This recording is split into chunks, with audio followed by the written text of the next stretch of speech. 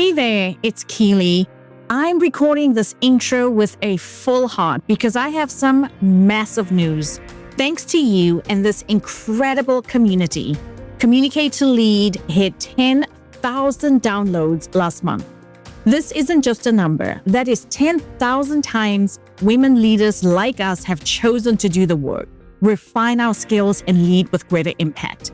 I'm so incredibly grateful that you chose to spend your time with me. To celebrate this milestone, I'm unlocking the vault. For the final 3 weeks of 2025, I am curating what I call the Hall of Fame. I am re-releasing the top 3 most downloaded, most shared episodes of the year. These are the conversations that spark the biggest breakthroughs for our listeners. Whether you are new to the show or you've been with me since day one, this is the perfect time to revisit these strategies so you can walk into 2026 with a clear plan. I will see you in January with brand new episodes. Until then, thank you for 10,000 downloads, and please enjoy the Hall of Fame.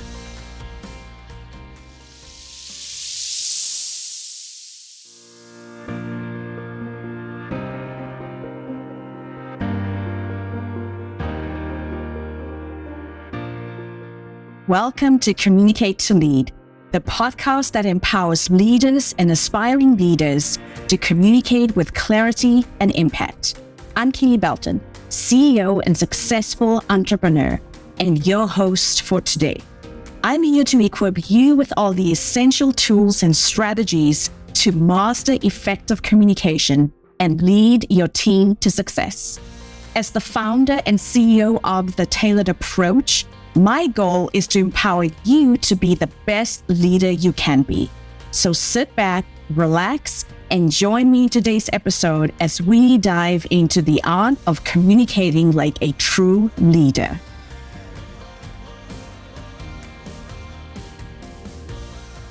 You know that moment when you're about to ask for something important, a promotion, a raise, an opportunity, and you realize you're not quite sure how to position it. Maybe you've asked for things before, but you didn't get the response you hoped for. Or maybe you got a, "we'll think about it," that turned into nothing. Perhaps you walked away feeling like you didn't present your ideas as effectively as you could have. Or worse, like you somehow diminished your own value in the process. I'm willing to bet this scenario hits close to home. And you are not alone, my friends. And more importantly, you are not broken. The old narrative used to be that women simply don't ask for what they want. But that story is evolving. Today, many women are asking. We're simply not always doing it strategically. And that makes all the difference between getting what you want and walking away empty-handed. What if I told you that learning to ask for what you want strategically and confidently is one of the most powerful leadership skills you can develop? Not only for yourself, but for every woman who comes after you. Welcome back to Communicate to Lead. I'm your host, Kele Belton, and today we're tackling something that affects virtually every woman in the workplace: how to ask for what you want without feeling selfish. Last week, we covered how to turn your mid-year review into career advancement using my 4-step mid-year review framework. The logical next question is, okay, I've identified my goals and created my action plan, but how do I actually communicate these requests without feeling like I'm being too pushy or demanding? This episode is your answer, my friend. Over the next 30 minutes, we're going to dismantle the beliefs that keep you small, give you a clear framework for making requests with confidence, and help you reframe advocacy as leadership. By the end of today's episode, you'll have the tools to ask for what you want and feel good about doing it. Let me start with a story about transformation. I am currently working with an exceptional woman in the tech industry, and I know I have her permission to share this transformation because it's incredible and simply remarkable to watch her do this. She has been consistently doing various bosses' work for the last 5 years. She spent a year doing her chief technical officer's work, CTO for short. And when her boss was let go, instead of getting promoted to that chief technical officer position, she was moved to a different division. There, she spent another year doing incredible work that made her VP look good. And when I say good, I mean she's exceptional. She always delivers and she always does her best work. When a specific position recently opened up, one she was clearly qualified for, her boss told her it was already promised to someone else. Instead, her boss wanted to keep her in the same position while giving her even more work to support other partners in the business. When we started coaching about this, she was frustrated and felt invisible despite her obvious value to the organization. And after a few coaching sessions, she got crystal clear on what she actually wanted, specific projects that would energize her and give her the visibility she needs to advance. She stopped accepting whatever was handed to her and started advocating for what would serve her career goals. Here's what happened when she applied the framework we're going to discuss today. She asked for what she wanted, explained clearly how it would benefit her boss and the organization, and her boss said yes. Not only did she get the project she requested, but she positioned herself as a strategic thinker who knew how to create value for the organization. This transformation highlights a crucial aspect of our current position versus our past. For decades, the narrative has been that women don't ask for what they want because of conditioning and fear. And to be fair, some women still struggle with this. I know I have in the past. The voices tell us that we're being too demanding or that we should be grateful for what we have. Those voices are real, and they do hold some women back. Yet, the current data suggests that this old story is becoming outdated. Today, 60% of women negotiate their salaries compared to 68% of men, a much smaller gap than traditional narrative suggests.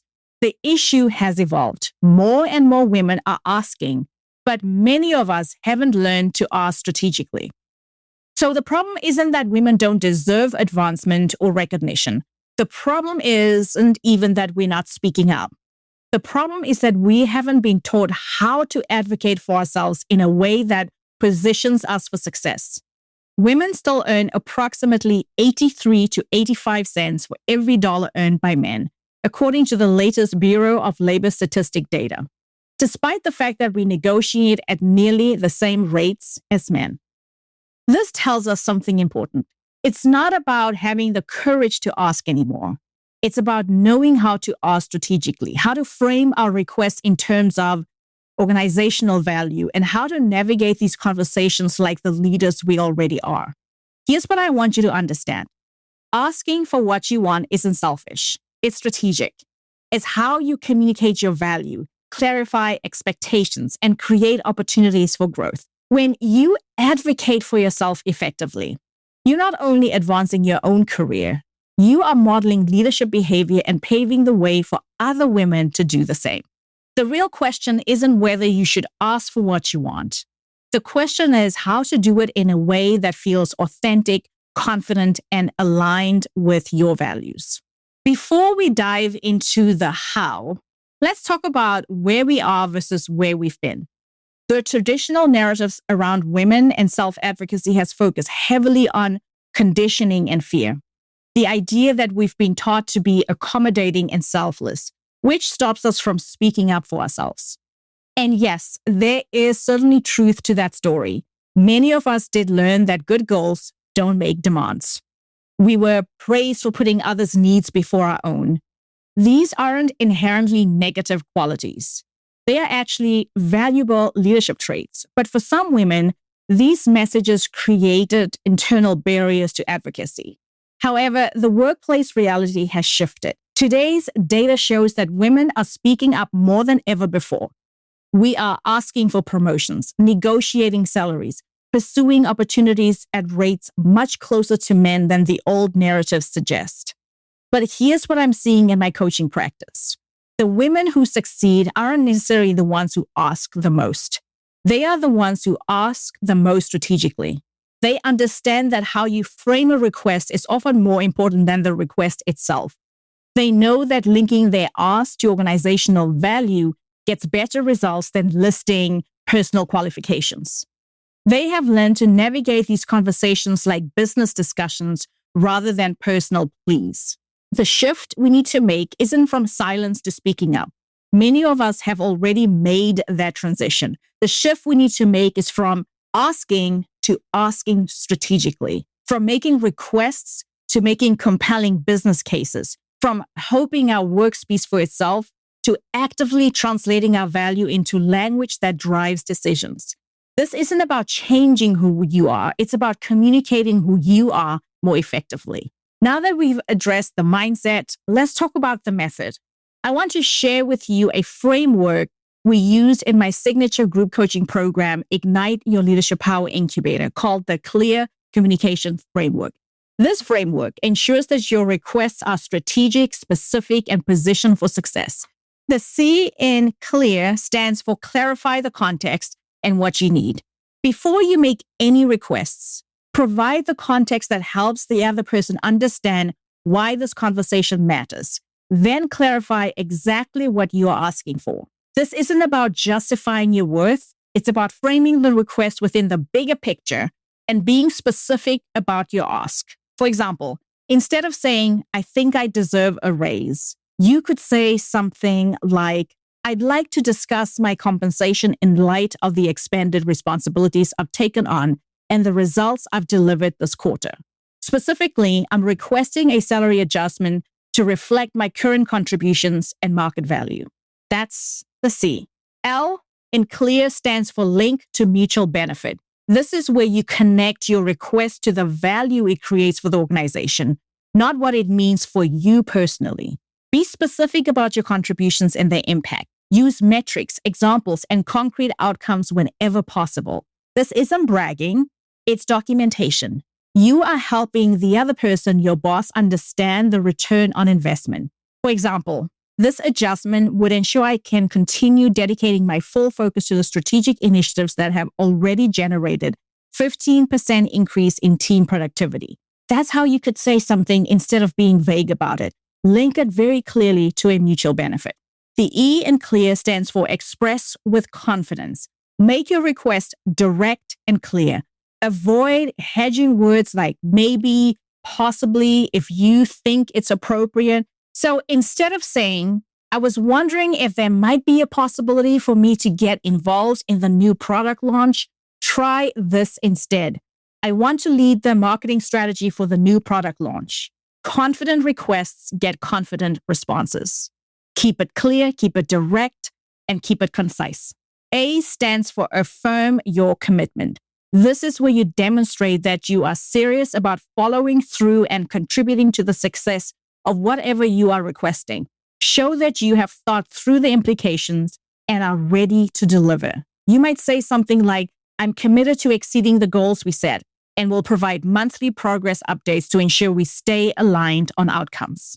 And then finally, we have the R in clear, which stands for request specifically. Don't let the conversation end without clarity on what happens next. So many times I've seen conversations take place and people move away from the conversation and they are not clear what is supposed to happen next. Do not leave that up to chance. This shows you're serious about the request and helps maintain momentum. Ask questions like, what additional information would be helpful for you to consider this request? Or what would need to happen for this to move forward? Be specific about timelines and next steps. This framework works because it addresses both the logical and emotional aspects of making requests. It provides a structure that feels professional and strategic while helping you communicate with confidence and clarity. Yet, even with a solid framework, you might find that your requests aren't landing the way you hope. Let's address the most common strategic missteps that can undermine even well-intentioned advocacy efforts. The first challenge is positioning. Many women focus on their qualifications and accomplishments when making requests, which feels logical, but it isn't always persuasive. The more strategic approach is to focus on the value you create and the problems you solve. Instead of saying, I have 5 years of experience and excellent performance reviews, try, the initiatives I've led have generated 20% efficiency gains, and I'd like to discuss how to expand that impact. That's the first challenge. Make sure to position your request clearly and as a benefit or focusing on impact. The second challenge is timing your ask around achievements rather than organizational needs. You might think the best time to ask for a promotion is right after completing a successful project. But the more strategic approach is to align your requests with budget cycles, strategic planning periods, or when your role naturally connects to organizational priorities. The third challenge is the comparison trap, but with a strategic twist. Instead of wondering if you're more deserving than others, ask yourself if your request aligns with how the organization makes decisions. Are you speaking their language? Are you connecting your ask to their priorities? Are you making it easy for them to say yes? If you want the easy yes, you have to put yourself in the shoes of your manager and of their manager. What is needed right now? What would be most helpful at this time?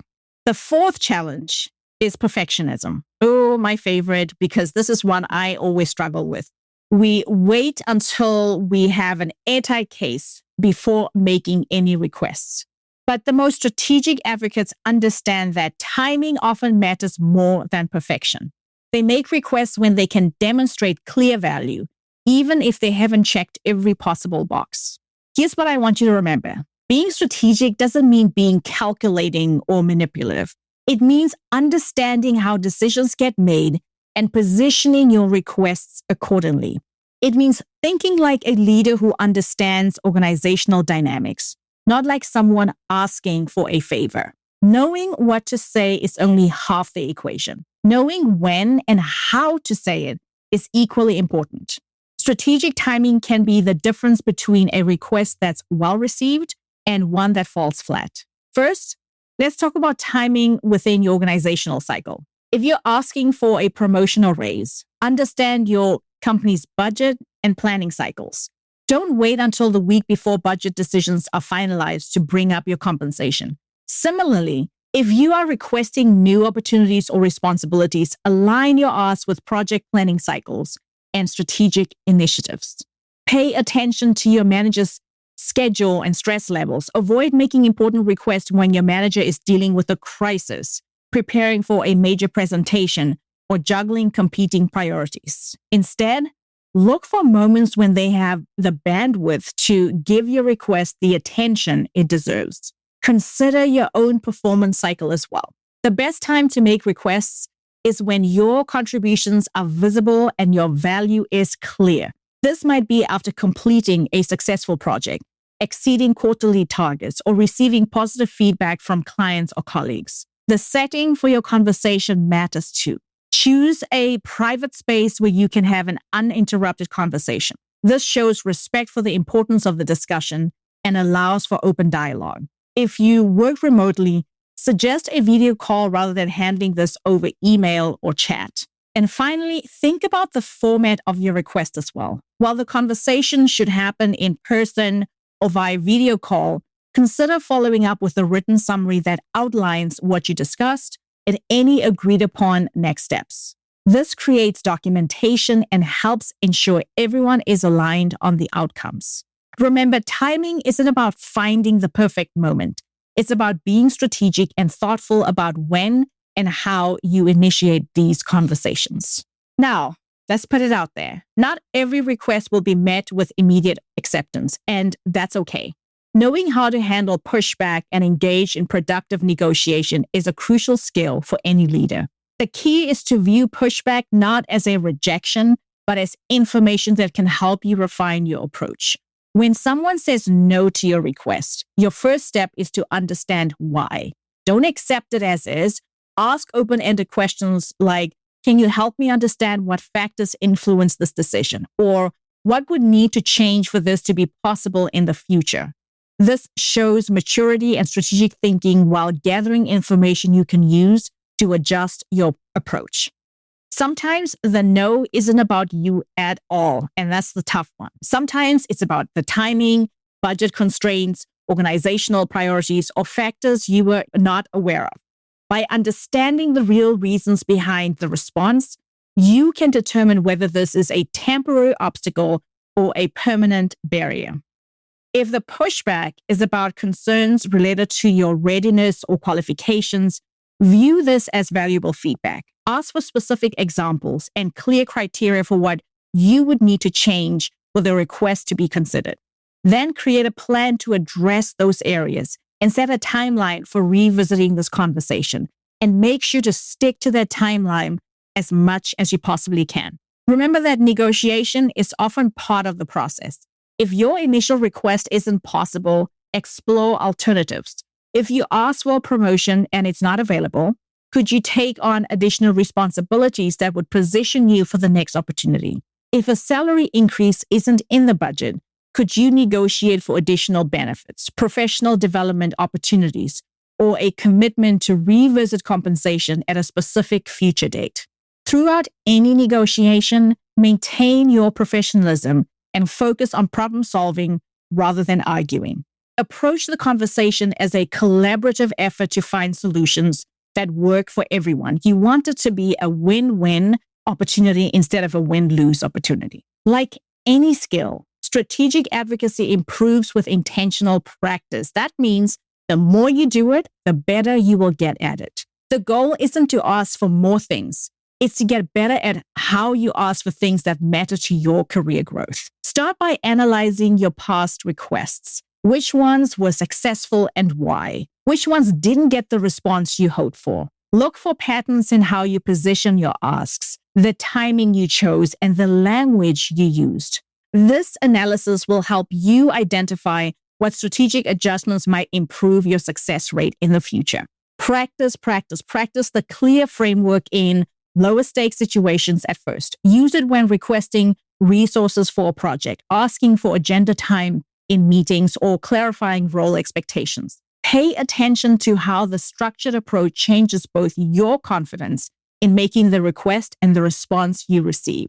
Develop your organizational literacy. The more strategic advocates understand how decisions get made in their companies, who has influence, what language resonates with leadership, how do successful initiatives get framed? The better you understand your organizational ecosystem, the more strategically you can position your requests. Seek feedback specifically about your advocacy approach. Ask trusted colleagues or mentors, not whether you should ask for things, but how you might position your requests more effectively. Sometimes we think we are being strategic when we are actually being too indirect, or we think we are being collaborative when we actually are underselling our value. Create a strategic development plan for your advocacy skills. Identify one area to focus on each quarter. Perhaps it's improving how you quantify your impact, getting better at linking requests to organizational priorities, or becoming more skilled at handling pushback. Treat strategic advocacy like any other professional competency that deserves dedicated development time. And finally, celebrate your strategic wins and learn from every interaction. Each time you make a strategic request, regardless of the immediate outcome, you are building valuable data about what works in your environment and refining your approach for future opportunities. Asking for what you want isn't about being selfish or demanding. It's about being clear, strategic, and confident in your value. It's about taking responsibility for your career growth and modeling leadership behavior for other women. I want to challenge you to identify one request you've been putting off, something you want, need, or deserve, but haven't asked for yet. It might be a conversation about your career path, a request for additional resources, or an opportunity to lead a new initiative. Or hey, if I can be a little selfish, I would love to have you join us in the incubator. Perhaps you could ask for professional development funds and join us in the Ignite Your Leadership Power Incubator, which is starting up in the fall for the fall cohort. So if you ask for some funds, that is a great way not only to improve your skills, but you will have an opportunity to apply these skills to your work environment. So you will benefit and your environment will benefit. Use the clear communication framework we discussed today. Clarify the context and what you need. Link to mutual benefits. Express your request with confidence, affirm your commitment, and make your request specifically. Practice the conversation beforehand if it helps you feel more prepared, but don't let perfectionism keep you from moving forward. If you want a deeper dive into this clear framework and develop your leadership skills, communication skills further, I'd love to have you join us in my signature group coaching program, Ignite Your Leadership Power Incubator, where we spend dedicated time mastering these essential leadership skills. Registration for our fall cohort opens soon, so you can join the waitlist to make sure you don't miss out on any spots when they become available. You can find the link to the waitlist in the show notes. Click on the link, register so that when the cohort registrations open up, you will be one of the first people to receive the email that says, hey, spots are open, because they are definitely limited. We purposefully keep the program small to ensure that each one of the women in the program gets as much attention as possible. Remember, every time you advocate for yourself effectively, you are not only advancing your own career, you are changing the narrative about what's possible for women in leadership. You are paving the way for the next generation of women leaders who will watch your example and find the courage to ask for what they need to. If today's episode resonated with you, I'd love to hear about it. Share your biggest takeaway on social media and tag me. You can find my socials in the show notes. Tag me on LinkedIn, tag me on Instagram. I would love to hear how this is helping you, how it's making a difference, which ones you are trying out. And if you found value in this conversation, please take a moment to rate and review the show. Your reviews help other women discover these conversations. And together we are building a community of leaders who communicate with confidence and lead with impact. Until next Thursday, my friend, I am Kele, reminding you that great communication is the foundation of inspiring leadership. Keep learning, keep growing, and remember to communicate to lead.